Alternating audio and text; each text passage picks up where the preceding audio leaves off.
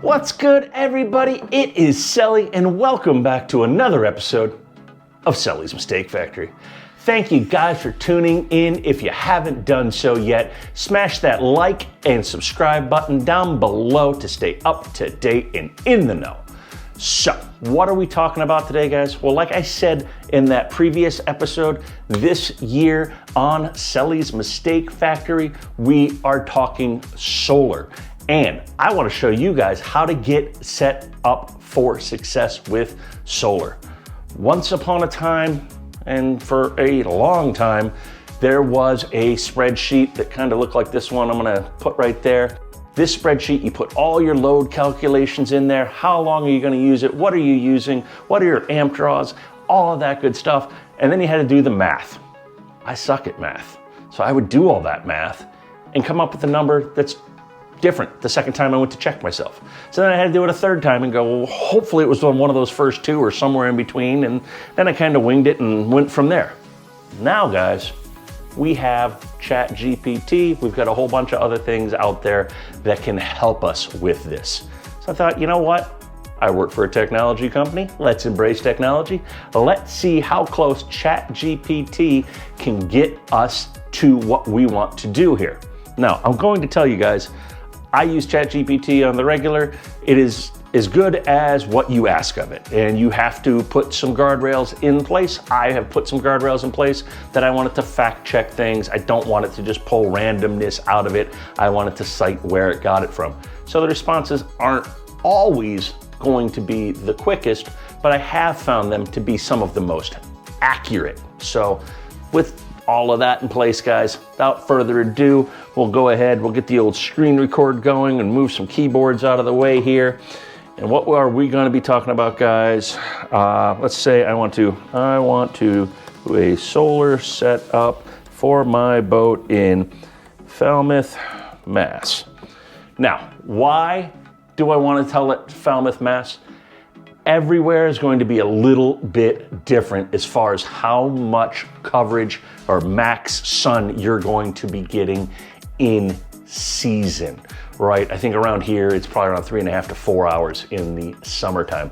So when we start talking about our solar panels on board the boat and what our output is, obviously, just because we've got daylight for 10 hours doesn't mean we're going to get peak output during that time.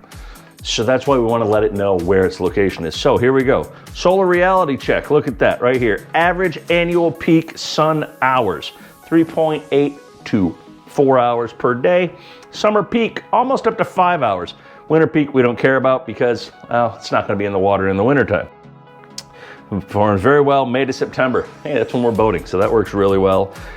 Supplemental, define the goals of the system, right? And that's what we're going to be going over right here. Maintenance, charging on the mooring, extended anchor time, silent nights, and all of that. Realistic examples, 600 watt array, 4.5 hours of sun time gives us 2.7 kilowatts per day divided by, that's 225 amp hours at 12 volts. Winter output's going to be lower.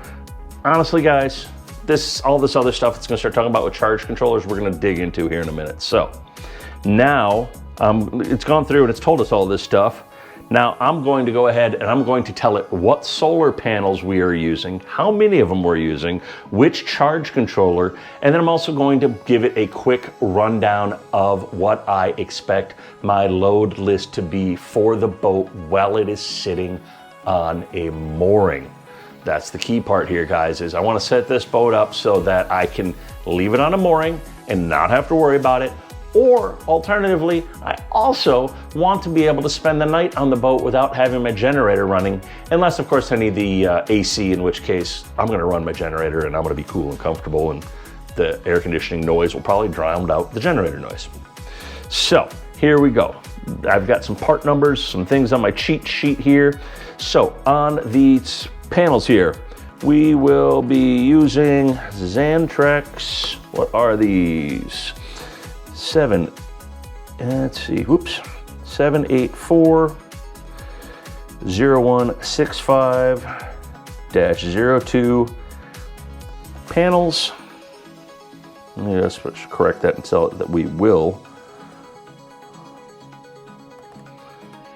be using Xantrex panels. A total of 4 of these will be used. A Xantrex charge controller, MPPT, part number Xantrex 7106048, TAC 01. Let's actually change this verbiage up. We're using 4. I don't know that I necessarily need to, but again, panels, a Xantrex MPPT charge controller, and the boat will be used in the summer months only. And then we should probably tell it what we're going to have for loads at a mooring versus loads while we are at anchor, because those are going to be different. I would, as far as DC loads while on the mooring, we will have the following items. And again, I've got a little bit of a cheat sheet here, but we know we have a Norcold fridge because everybody wants to leave their fridge on and make sure their cocktails are cold on board the boat when they get there, so you can have an enjoyable time. And we have a Siren Marine Pro 3 because I want to be able to monitor the boat and keep tabs on the boat, so that Siren Marine is on there. We have a standard NEMA 2000 network. We're going to leave that on because of the Siren. We want to be able to keep tabs on things that are on the NEMA network. So we've got that going right there. We have a Rule 2000 gallon per hour auto bilge pump. And again, we'll get in a little bit deeper on that one. And I'm also going to have a couple of Hella turbo fans running because if you keep airflow going in your boat, and if the boat's on a mooring, I can't run the HVAC obviously, but I can run some fans. If you keep some fans going, it will keep the funk at bay. So we'll have some of those running. They're a very low amp draw. I think it's like 0.1 or 0.2 amp draw for those. Profan, I should probably tell it there's gonna be 2 of those. And what else do we have on here? Oh yeah, KVH TrackNet, because I want the boat to be able to get online and report back, or I want to be able to pull up, ring cameras, things like that. So I'll have my KVH TrackNet Coastal online right there, because that, guys, I know off the top of my head, I'm looking actually at my notes right here, that draws less than 2 amps, whereas a Starlink is going to draw like 20 amps max, I think is what the peak on that one is. It might even be 30 at peak with the heater on, and that's not sustainable, guys. So we're going to do that.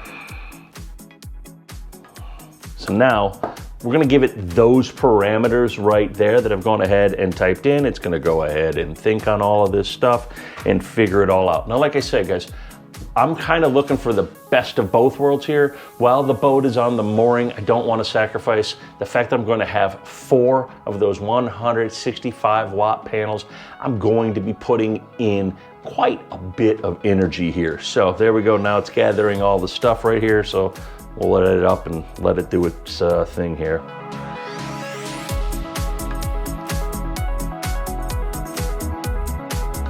All right, so now that it's gone through and it is gone ahead and converted all this together for me, I did forget to mention that it was a 12-volt system, so it can do its math accordingly here. Now let's look up what we have here. It didn't know what to do with the Siren Marine and the Siren Marine draw. Went ahead and in there and told it was basically a 1 amp draw, just to kind of give ourselves a buffer.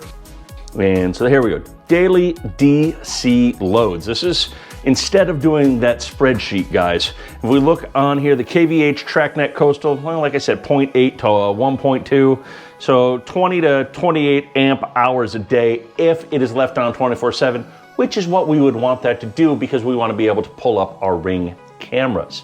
Now, separate from this, I can go ahead and because I have the siren and I have C-Zone on the NEMA network, I can put my Starlink onto the NEMA network, turn it on remotely via the siren. So if some reason the coastal's not working, I have a failover, fail-safe in place for that. So we've got that right there. The NEMA backbone obviously depends on the amount of lens on there. 20's a bit heavy probably, but you know what? I'd actually, with the TD50s on there, that does sound about right. But they're not on, so it's a very low power draw. It's not gonna be that 20. Nor cold fridge. This is an important one to think about here, guys. Refrigerators work really, really good as a refrigerator. They work great. Now, using them as an air conditioner, they suck. They are not good at it. So I tell people this all the time when we're talking solar and setting themselves up for success.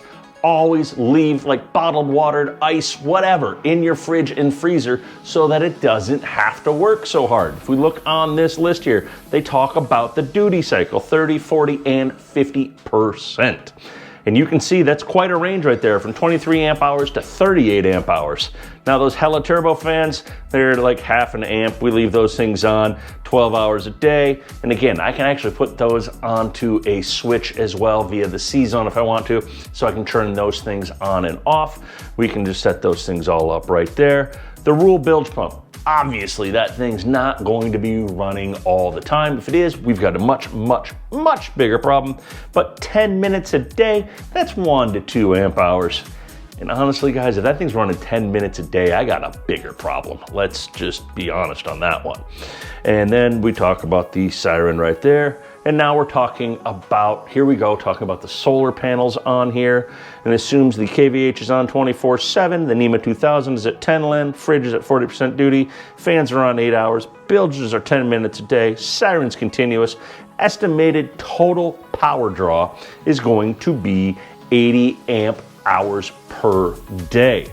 And then worst case here, we're talking about KVH closer to the max, big draw on the NEMA, 50% duty cycle on the fridge, fans on for 12 hours, bilges are really running because it happened to be raining that day. We're running for 30 minutes and we have the siren. Now we are up to 124 amp hours per day. So real world mooring consumption is very well between 80 and 125, depending on always on and 2K and all that stuff. Will 660 watts of solar keep up? We're gonna get to the keep up part of this here in a second, guys. For summer only and conservative performance, assumptions for fixed marine mounted, blah, blah, blah, blah, 4 to 5 powers. Lands you around 1.7 to 2.5 kilowatts per day at 12 volts. That's approximately 140 to 200 amp hours delivered to the batteries. So, we're good. That's 80 to 120 workable zone. Summer provided minimized shading. Obviously, it's going to be on the hard top of the boat. We're going to talk about location and shading and all of that in a future episode. And then we've got to kind of look at this and we need to figure out, obviously the solar's there, but we need a battery bank to work with this. This isn't just magical. Solar is not a magical bullet. We're basically refilling the bucket, and how much solar output you get is basically, if you guys think of it, how big is that hose that's refilling the battery bank? Now, I have 2 Group 31 batteries. I installed those last year, and they work great. Because like I said, the boat didn't even have a house bank. For that purpose, this worked great. Those are, we can talk in quick round numbers, 100 amp hour batteries each. So we have 2 of those. We kept them at 12 volt. That gives us 200 amp hours. However, they are an AGM sealed style battery. That means we can really basically only count on about 50%, which means 100 amp hours of real world use. Because if you drain it below that 50% mark repeatedly, you're going to kill those batteries in the long term and not get a long life out of them. So now I'm going to tell it what I have for batteries. I suspect I'm going to need to do 4 Group 31s, giving me a 400 amp hour capacity, which means about 200 amp hours of usable space. So please assume I will be using Group 31 AGM batteries for the house bank. And let's see, how many batteries will I need to properly work with this solar system and my mooring loads? Again, I've done this enough. I've been doing solar for 20 plus years at this point in time, I guess. So a lot of this stuff I kind of just know in my head what the numbers are, but it's also kind of good to fact check it. Even when I go back through, anytime I'm doing a client's solar package install, I always run the numbers. I never assume anything. Something might have changed, panels might have more output, charge controller might be more efficient, maybe they want to run different things, so I always run the numbers. So here we go, now it's gonna come out for you. And we've got one Group 31 deep cycle battery, there we go, 100 amp hours at 20 hours, depending on brand. Now there we go, it gives us a couple of different ones, obviously, but they're all right around 100 amp hours. And there we go, we talked about it, guys. The usable limit of that's that 50 amp hours instead of the 100, because we can't deep discharge these things. Based on your load list, typical summer operational, you're risking in the neighborhood of 80 amp hours to 125. Duty cycle, yep. Battery count recommendations, using 50 amp hours usable per Group 31. If you want a bank that properly works in the summer mooring, good margin, good battery, you need 3 Group 31s. That's kind of what I expected. Obviously 2 was not going to cut the mustard on it. And that gives us 150 amp hours of usability into this. And if we want to go more, we go to 4. That's, I think, where we're going to land. And that's going to give us 400 amp hours, which is 200 amp hours usable, obviously. And that's if we're running that KVH, it's going to work a lot better. Would not recommend 2 Group 31s. Clearly this thing is listening to me, because that's not what I want to do. So there we go. Oh yeah, tell me whether TrackNet will stay powered. Yes, TrackNet will be on 24/7. So there we go. It wants no more of that data so it can do the homework for us. Now, one of the things I haven't mentioned, well, this thing is thinking and doing its thing and all of that and spitting it all out for us.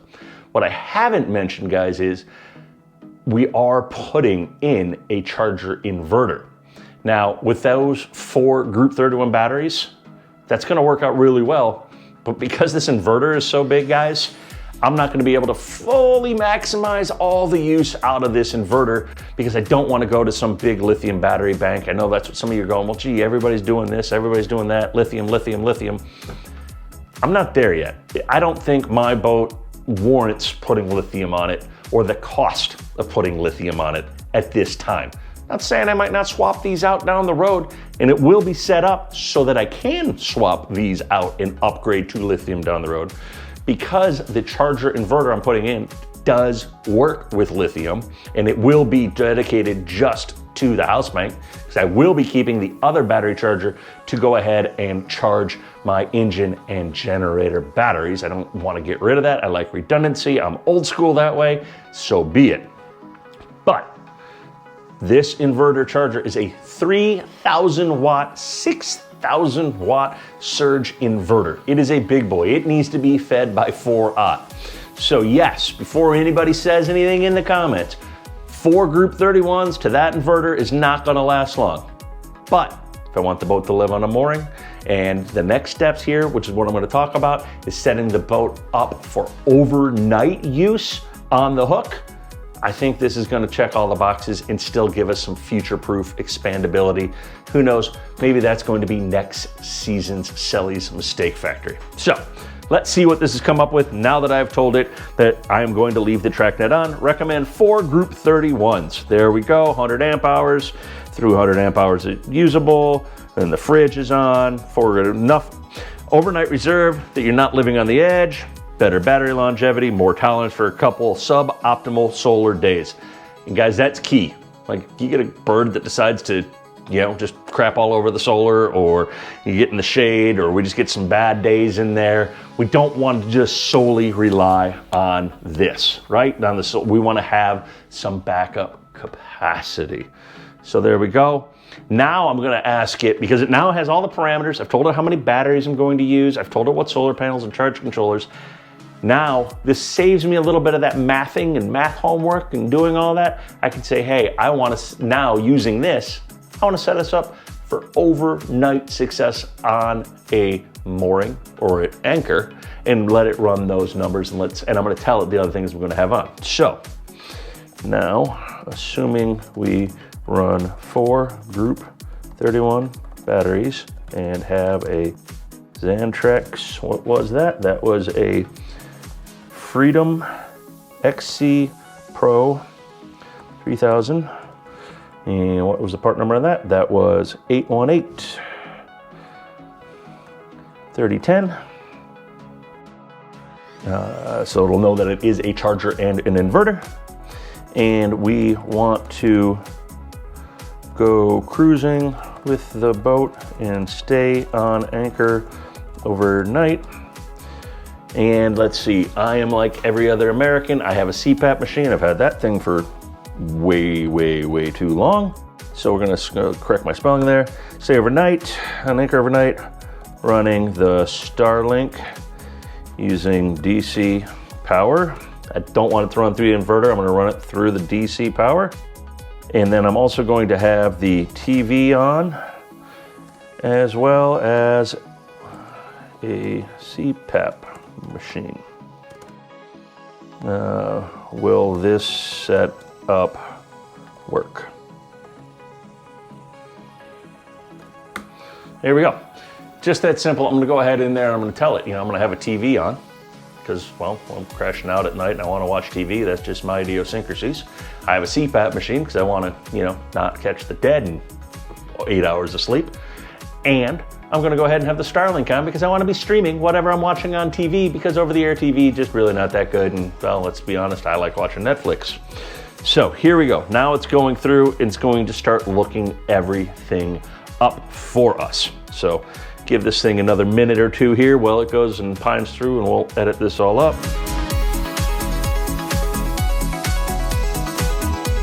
So now it's gonna go ahead and it's starting to spit all of this information out for us. Let's take a look at what it says. Yes, for typical overnight at anchor, 12-volt house bank, 4 group 31s paired to the Freedom XC Pro 3000, and your solar array can work. The key is that the AGMs have limited usable capacity if you want a good life cycle, and the Starlink is a big swing load. That is exactly what I expected here, guys. That Starlink is going to be the big draw of this. So here we go. What's your battery bank realistic overnight? We talked about that one right there. 4 group 31s, 400 to 420 amp hours, 50% depth of discharge. Don't go below. Plan usable 200 to 210. Freedom XC, here we go. And 2 important things. Any AC load will draw more DC than the load's wattage because the inverter's losses. Yes, we know that. Best practices to run whatever you can directly off of DC. Again, that's why we want to run things like the Starlink off of that. We can't do the CPAP. So, Starlink running a DC power, hey, told me it's a good choice. Standard actuated 50 to 75, standard enterprise 75 to 100. So there we go, convert that to 12 volt, approximately ignoring converter loss. And we're looking at anywhere between 4 to 8 amps overnight. Here we go, guys, this is the big one. 40 to 83 amp hours, and that is a big swing right there. I know we're working in some round numbers, and I always like to err on the side of caution when doing this. TV assumes via inverter, energy saver summarizes, here we go. And then the TV is on for 3 hours, 14 amp hours. It's a small TV, it's nothing crazy. CPAP depends hugely, no humidifier, but we're gonna be running this thing not on 12 volts. There we go, over no humidifier, blah, blah, blah. And it runs AC through the inverter to 12 volt, somewhat worse due to inverter loss. Okay, put this all together. Will 4 group 31 support typical reasonable overnight work? Assumption standard, actuated, yes.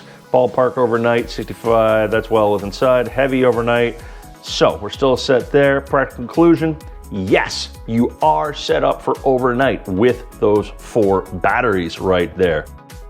And then it talks here about running things via the DC. Now, obviously, things like the TV, they already are DC. They generally have like a wall wart or a black box of some kind that's taking that AC and stepping it down to DC. So anything I can run on DC, it's going to be better because I'm not taking DC power, converting it to AC, and then getting it converted back down from AC to DC to go into the TV.